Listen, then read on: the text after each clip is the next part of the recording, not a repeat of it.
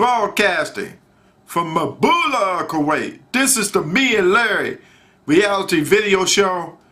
LTL want to address some gripes, or he likes to just raise some hell.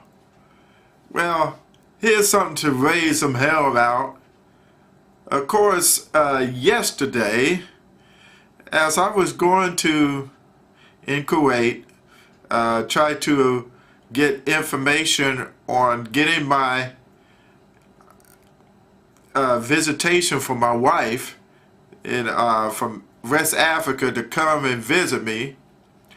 Of course, the language, our language is different. English to Arabic, and Kuwaiti Arabic is a dialect.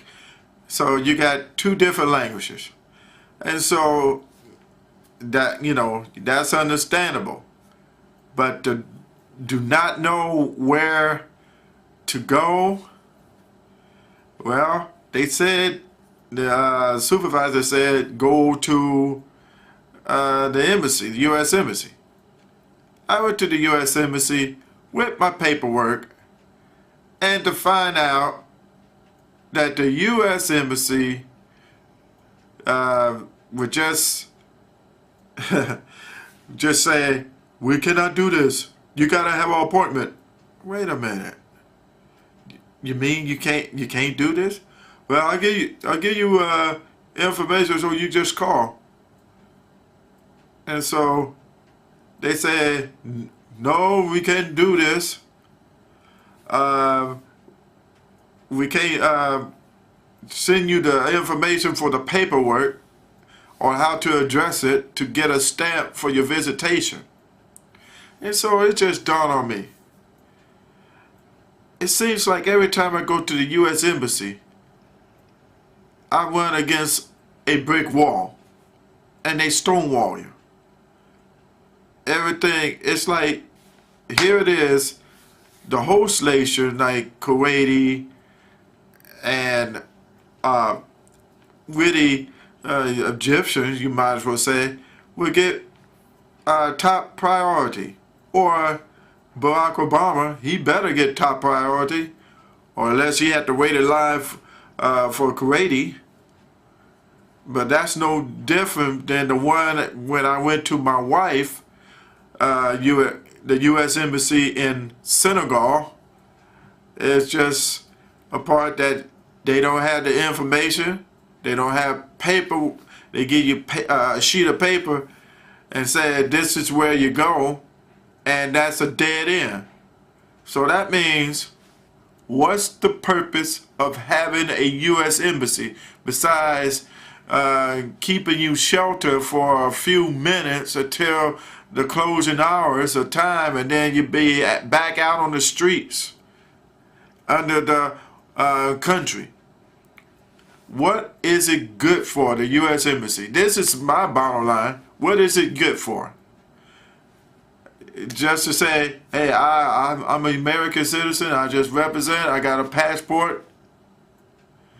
The U.S. Embassy should be for something. It should be able to help persons, U.S. citizens all around the world who have problems. Even in Honduras, the Brazil embassy can aid and abet criminals like Manuel Zelaya.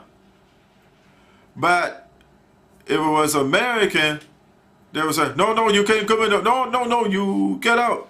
You get arrested. And then if you have reputation, they'll try to charge you, or else they won't go in there. Or they throw paperwork at you.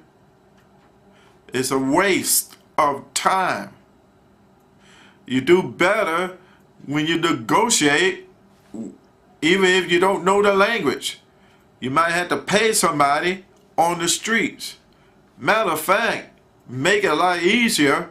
You might as well have people on the streets to come in.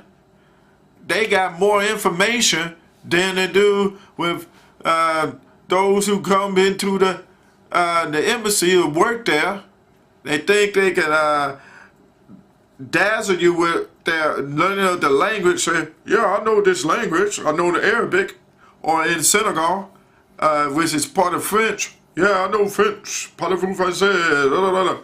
Yeah, but do you know information and the right source to get to somebody without having them stonewall or stuck? I hate for somebody to be American, get kidnapped, and be all U.S. Embassy fault for someone taking them to a place and it's not there, and then they get kidnapped. That's embarrassing.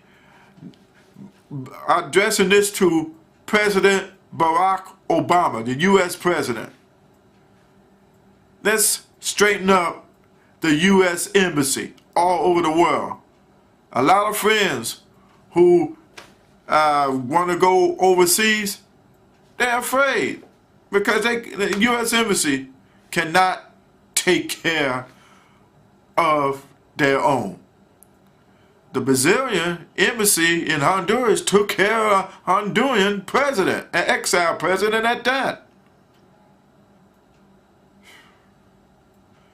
It just breaks my heart. You almost have to be somewhat important, or you from their host country, they get better privileges than America. Unless you go to their parties and say, I'm a big timer. Yeah, what do you do? What do I do? I am a diplomat or ambassador, U.S. ambassador. Or I'm a president. And if you was there, Barack Obama, you wouldn't get no respect. It's embarrassing. Please dress this up. Thank you.